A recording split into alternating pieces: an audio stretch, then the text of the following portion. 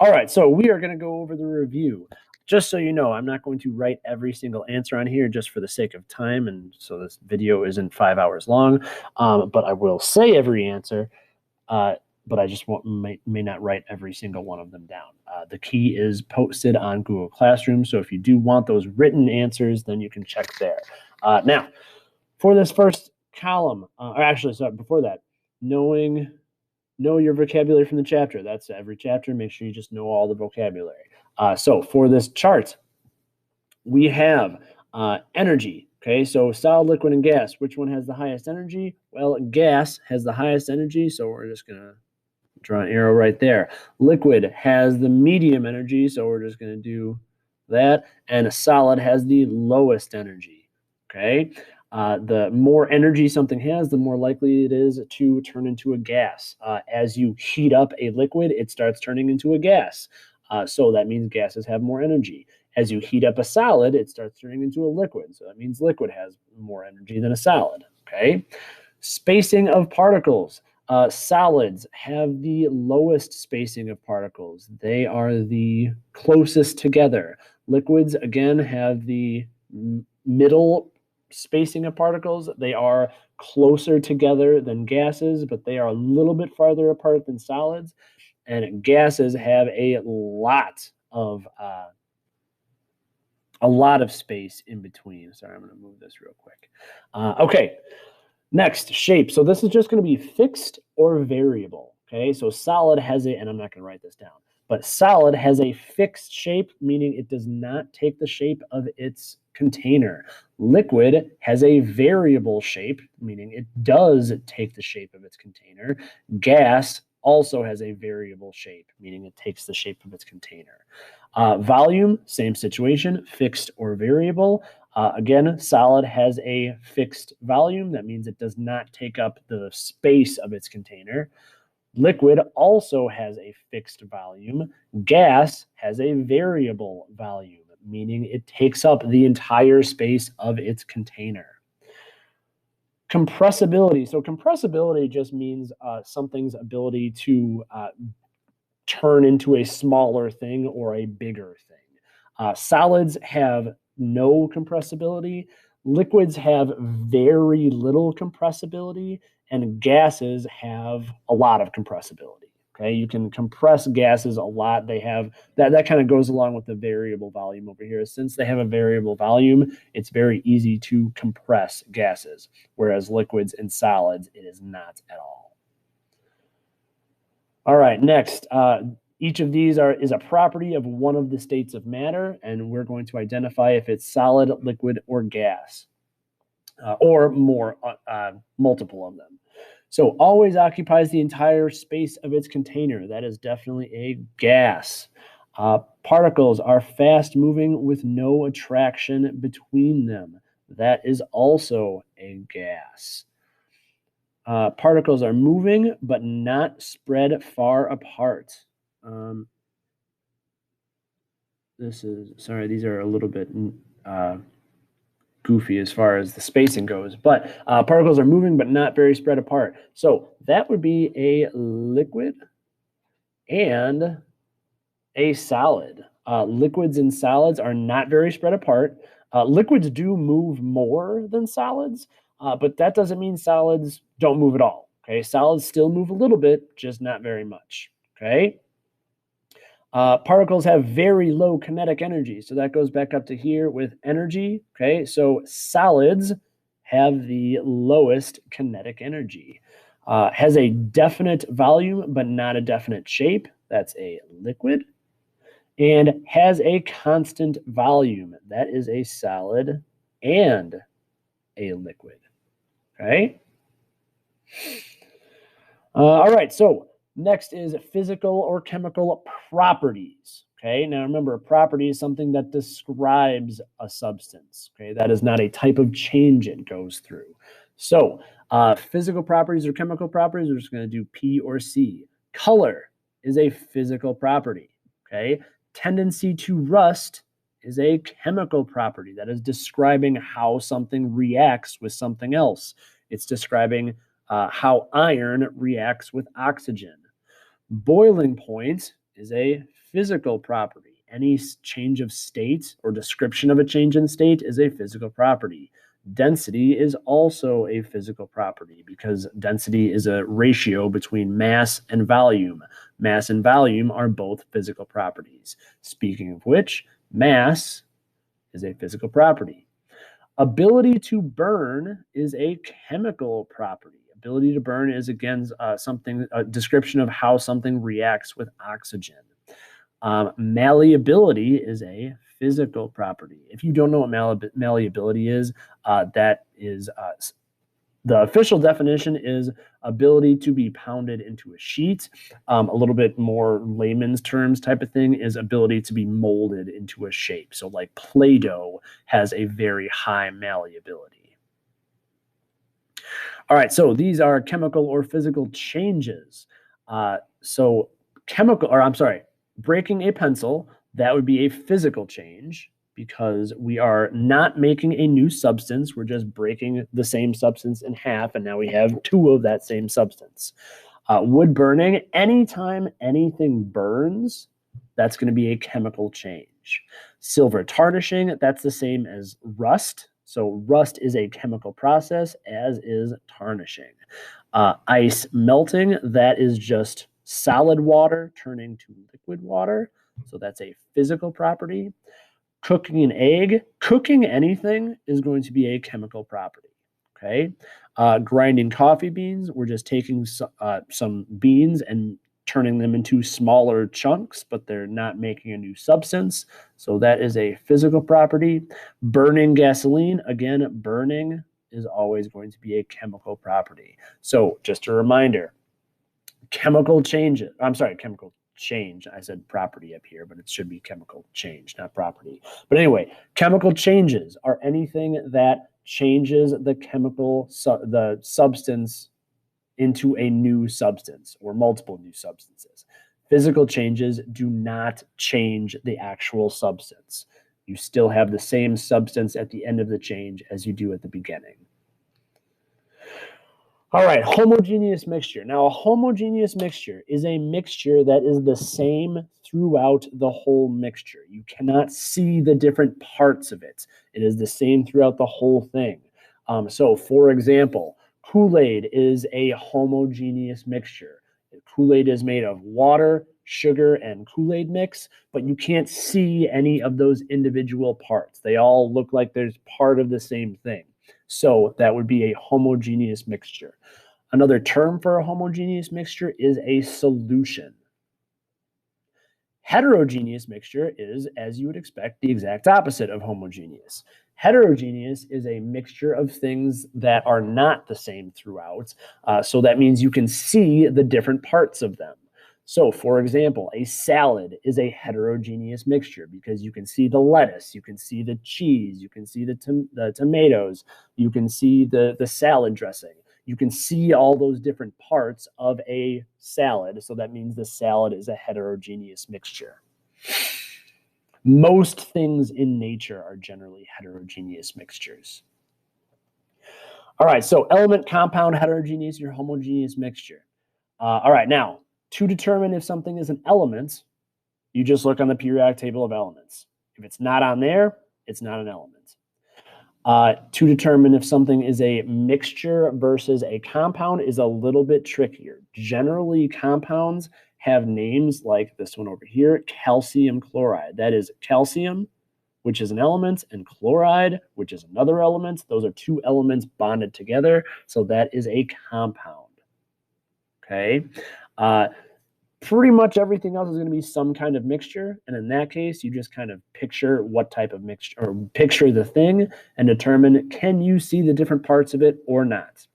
If you can, then it's going to be heterogeneous. If you can't, it's going to be homogeneous. Okay. So gasoline, that is a mixture. You cannot see the different parts. So that is a homogeneous mixture. Aluminum is on the periodic table of elements, so that's an element. Dirt, that is a mixture, and you generally can see the different parts of dirt, so that is hetero. Hand lotion is a mixture, and you cannot see the different parts of it, so that's HOMO. Baking soda is actually a compound. Granite, that's a mixture, and if you look at granite, the granite has lots of different colors in it. You can see the different parts, so that would be hetero. Gold is on the periodic table of elements, so that is an element. Chunky peanut butter is a mixture, and since it's chunky peanut butter, that means you can't. Whoop, that's not how to write. Since you can see the chunks in the peanut butter, that is hetero. Now, if it was creamy peanut butter, that would be homo because you wouldn't be able to see the different parts. All right, next is aspirin. Aspirin is a drug, and that is the chemical name of the drug, so that is a compound. Oil and water. So oil and water separates with each other, so that is going to be a hetero mixture because you can see the different parts, the oil and the water separated. Wild bird seed, so that is definitely a heterogeneous mixture because you can see the different parts. We already talked about calcium fluoride as a compound. Okay, so 14 karat gold. If you were not aware, 14 karat gold is not pure gold. It is a mixture of gold, silver, and some other things depending on the place you get it from. So but since you can't see those different parts, that is going to be a homogeneous mixture. Blood is a mixture, and you cannot see the different parts of it, so that is also a homogeneous mixture. Sucrose, so that is a scientific name for something, so that is going to be a compound. Helium in a balloon, that is an element because that is on the periodic table. Stainless steel is a mixture of iron and carbon, but you can't see the different parts. So, whoops. That is a homogeneous solution. Mercury in a thermometer. Mercury is on the periodic table of elements, so that is an element. Air, that's kind of a tricky one, right? Air is made of several things. It is made of oxygen, nitrogen, carbon dioxide, and trace other elements. Those are not bonded together, but you cannot see them, so that is going to be a homogeneous solution. Magnesium hydroxide, that's another, it has magnesium, that's one element. Hydroxide, that's a polyatomic ion, so that is going to be a compound. That's it, okay. All right, so now we are going to do some gas laws. So first, the best way to do gas laws is to go through the problem and identify each one of the numbers as what variable they are. Okay, so this first one, a 250 milliliter sample of chlorine gas. So 250 milliliters. Okay, so we're going to do 250 milliliters. Now that is volume because it's milliliters. Okay, so it's going to be V. But we're not sure if it's V1 or V2 yet. Okay, so let's keep reading. Sample of chlorine gas is collected when a barometric pressure is 105.2 kPa. So that is going to be P. 105.2 kPa. Okay, and that's P because it's kPa, and it also says pressure right there. Now, this says sample of chlorine gas is collected. Okay, so that kind of means that it is the initial volume and pressure. So that's going to be V1 and P1. What is the volume of a sample after the barometer drops to 100.03 kPa? So that's going to be, this is pressure 2, because it's after the barometer drops. So that's 100.03 kPa. And V2 is our unknown. Now, our formula is P1 times V1 equals P2 times V2. So since we are looking for V2, we have to get V2 by itself. So we divide by both sides by P2 to get V2 by itself. P2 cancels out on this side, and we're left with V2 equals P1 V1 over V2. So now we just plug in our numbers. P1 is 105.2 kPa. I didn't leave myself quite enough room over here as I should have. V1 is 250 milliliters divided by P2, which is 100.03 kPa. And that, I'm going to enter that into my calculator, 105.2 times 250 divided by 100.03. And we get 262.9211, blah, blah, blah. We're going to round that down to, whoops, I don't know how that happened. We're going to round that down to 3 sig figs. So that's going to be 263 because that 9 rounds up that 2. And then our units are milliliters because we're looking for V and also kPa cancels out. And there we go. That's our final answer. Next, a weather balloon contains 59.5 liters of helium at sea level. So that is going to be our V1. So 59.5 liters, where the atmospheric pressure is 101.3 kPa. So that's P1 equals 101.3 kPa. The balloon is released from 4,000 meter mountaintop where the pressure is 61.7 kPa. Okay, now this is a little tricky. This number right here, this 4,000 meters, that is unnecessary. You do not need that number. It is just kind of there to distract you, basically. So we're just going to cross that out so we don't accidentally use that. And then the 61.7 kPa, that is our pressure 2. 61.7 kPa, and then our V2 is our question mark. So that's basically the exact same thing as the last one. So we're just going to do this same thing that we did before. So we're going to plug our numbers in. So P1 first, 101. Sorry about that bell. I'm doing this in class. I'm sorry, not during class. I'm doing it during school, during my off period, not during class. kPa times 59.5 liters divided by 61.7 kPa. So we put that in our calculator, 101.3 times 59.5 divided by 61.7, and we get 97.7. I already rounded that to 3 sig figs. It was longer in the calculator, but I rounded it. Our units are liters because this is volume, and also kPa cancels out. All right.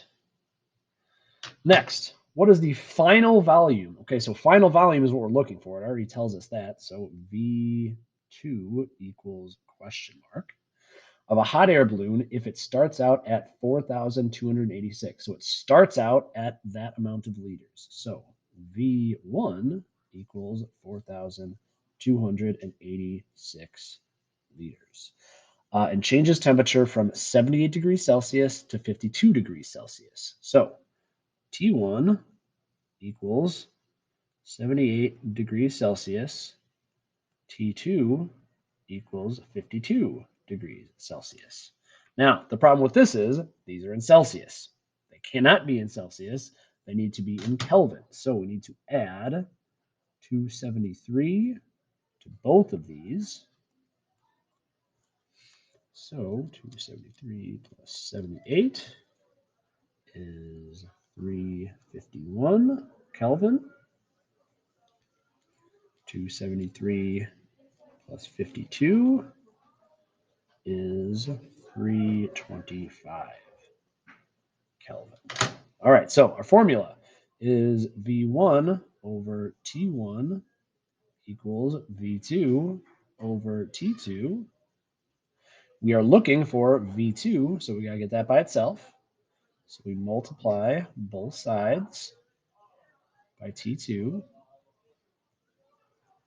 T2 cancels out.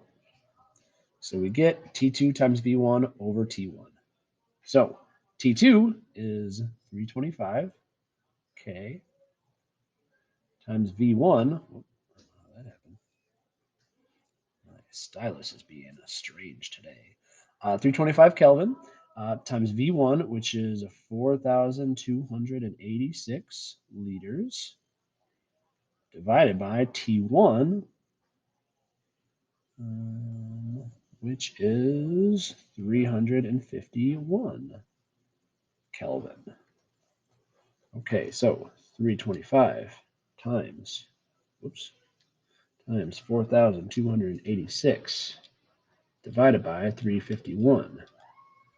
And we get 3,969. Now, that is more than 3 sig figs, but we just usually go to the ones place if we have more place values than that.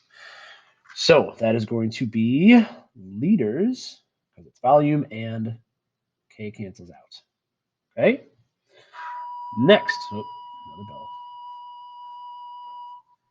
A sample of SO2 gas has a volume of 1.16 liters, so that's V1 equals 1.16 liters at a temperature of 23 degrees Celsius. So T1 equals 23 degrees Celsius.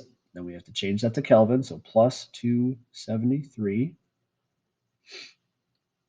So that's 296 Kelvin. At what temperature will the gas have a volume of 1.25 liters? So V2 is 1.25 liters. T2 is our question mark. V1, our formula is V1 over T1 equals V2 over T2. We are looking for T2. So to get T2 by itself, we divide by V2. V2 cancels out. We are left with T2 by itself. But here's the problem. T2 is on the bottom of the equation right now, so that's bad. So to fix that, all we have to do is flip it over here, which just means we put T2 on the top. But since we're doing that to this side, we have to also do that on this side. So we're going to flip everything. So it's going to be V2 times T1 over V1 equals T2. Then, again, we just plug our numbers in. V2 is 1.25 liters. T1 is 296 Kelvin.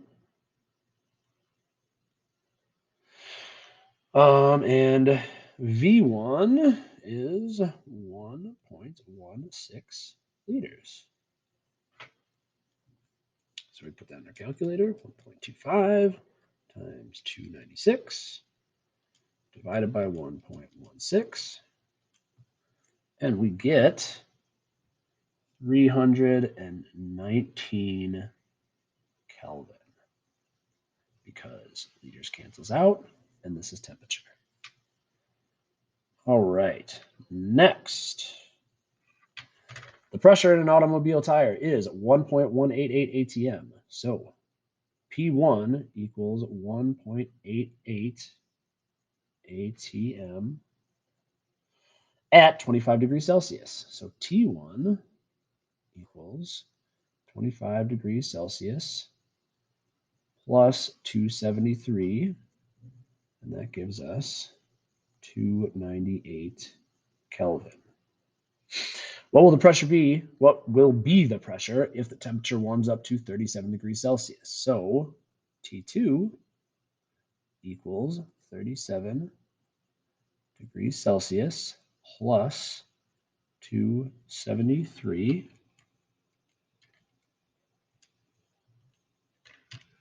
So that is 310 Kelvin. We are missing P2. So formula is P1 divided by T1 equals P2 divided by T2. We are looking for P2, so we multiply both sides by T2. T2 cancels out. We are left with P2 by itself. We plug in our numbers. So 310K times P1, which is 1.88 ATM,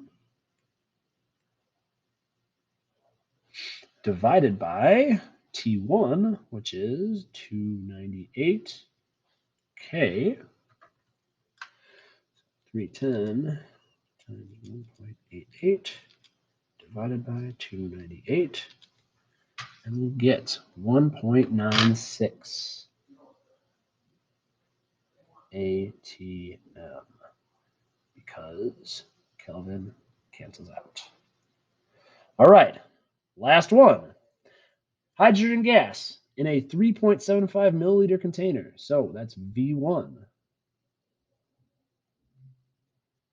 3.75 milliliters is under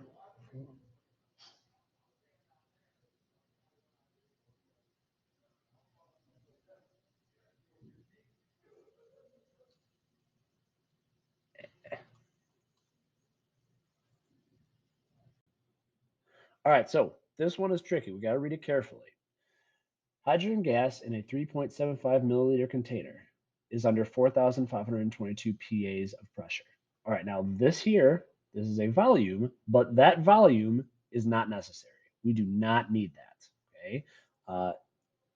Next, it talks about 4,522 pascals, so PA, of pressure. Our P2, which is over here, is in kilopascals. So we need to convert pascals into kilopascals by moving the decimal over 1, 2, 3 times. So our new pressure is going to be 4.522 kilopascals of pressure. So that's going to be our P1, 4.522 kPa. Then, at 63.5, that same gas sample has a pressure of 5.83 kPa. Now, that's another tricky thing. Usually, they give you P1 and your ones first and your twos second. So this is going to be your one, but we don't have our other one. We're looking for T1, and we do not know what that is. Now we have T2 right here, 63.5 degrees Celsius. Then we add 273 to that to get it into Kelvin, and that's 336.5 Kelvin. And then our P2 is 5.845 kPa. So our formula is P1 over T1 equals P2 over T2. We are looking for T1. So we got to get T1 by itself. So to do that, we divide both sides by P1. P1 cancels out over here, and we are left with T1 by itself. But again, the problem is this is not just T1, this is 1 over T1. So we got to flip it. So we're going to get T1 equals T2 times P1 over P2. Then we plug in our numbers. So T2, which is 336.5 K, times P1, which is 4.522 kPa, divided by P2, which is 5.845 kPa. Then we do our math. Oops. 4.522 divided by 5.845, and we get 260 K, because kPa cancels out, and we're left with K. And that is gas laws for you. Thanks.